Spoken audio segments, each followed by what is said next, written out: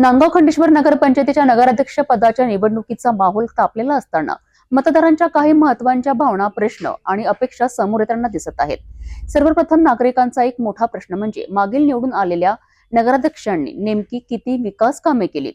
अनेक ठिकाणी नागरी सुविधा, रस्ते, पाणी पुरवठा आणि स्वच्छता यांसारख्या मूलभूत प्रश्नांवर नागरिक थेट उत्तर मागत आहेत। यावेळी नागरिकांना नव्या नगराध्यक्षांकडून काय अपेक्षा आहेत, कोणत्या पक्षांमध्ये थेट मतांची टक्कर होणार, मतदारांच्या अपेक्षा, प्रश्न आणि निरीक्षणांवरच या निवडणुकीचा संपूर्ण कौल अवलंबून राहणार आहे। आपकी क्या प्रतिक्रिया है कि जो पिछले 5 बरस में जो यहाँ पे जो प्रगति नहीं हुई थी, तो उस हिसाब से आपका क्या कहना है? पिछले 5 बरस प्रगति के हिसाब से यहाँ पर तो अभी सरकार बैठी हुई थी नीचे में। 10 साल से हमारा क्या बोलते हैं उसको प्रशासन नहीं था। अब यहाँ पर सीटें मिली, अब यहाँ पर सीटें लोग लड़ेंगे। अब यहाँ पर जो 2-3 पक्ष जो काम करने वाले हैं तो बहुत अच्छे पक्ष से भी काम करते हैं मिलजुल कर। सरकार बनाने में यहाँ पर कोई जातिवाद भेदभाव नहीं है। यहाँ जो ऊपर की जो राजनीति चलती है वो हमारे गाँव में नहीं चलती। हमारे गाँव में कैंडिडेट देखा जाता है, मेहनत दी जाती और उसके समीकरण के हिसाब से समीकरण बिठाया जाता है। हाँ भाई, को कौन से लायक कितना कैंडिडेट, कितना लायक, कितना काम वगैरह कर, उसके हिसाब से मिलजुल कर यहाँ पर सरकार बनाते, मिलजुल कर लेके चलते और सब आपस में बेहतरीन काम होता।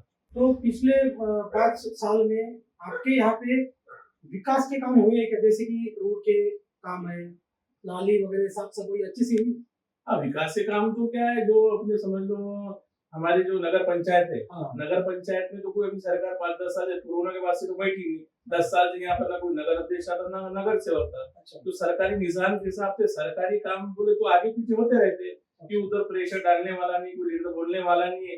तो गड्ढे नाले की तो प्रॉब्लम है, नलों की प्रॉब्लम है। आज मैं जिस क्षेत्र में रह रहा यहाँ पर हमारा सबसे ज्यादा पानी की प्रॉब्लम है। इधर पानी नहीं चढ़ता। अब 10 साल में किसको बोलना, आप जो लीडर आए उनको बोल रहे कि ये परेशानी तुम दूर कर, तो उन्होंने वादा करे भी आगे हम तुम्हारा काम ये करेंगे, तो हमारी सरकार बनाओ, सभी आश्वासन दे रहे। अब उम्मीद है भी हमारे जो कैंडिडेट हमारे घर में आ रहे हैं वो अच्छे कैंडिडेट है, मजबूत है, दावेदार के लायक है और वो काम करेंगे। तर या नगरपंचायत निवडणुकीमध्ये या 6 उमेदवारांपैकी एक उमेदवार नक्कीच निवडून येणार आणि तो उमेदवाराकडून तुम्हाला काय अपेक्षा आहे? गावातील विकास।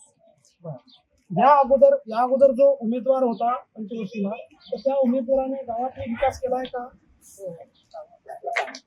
भरपूर कामं केलेली आहेत। आपल्या या नगरपंचायत निवडणुकीमध्ये आपल्या या नगरपंचायतच्या 6 उमेदवार आहेत। या 6 उमेदवारांपैकी आपल्याला कुठला उमेदवार असा वाटतो की त्याला आपण निवडून द्यावे आणि विजयी करावे?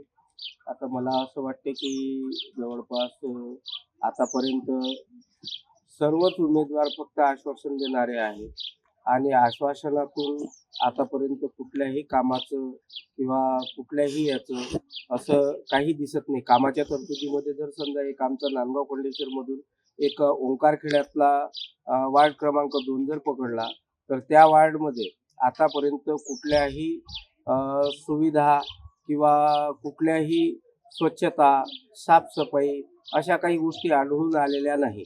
उमेदवार कुठलाही असो फक्त आपले मतं घेण्यापुरता असतो आणि आतापर्यंत कुठल्याच पद्धतीचं असं म्हणजे आश्वासनाच्या माध्यमातून एखादं काम झालं असं कुठलंही काहीच नाही।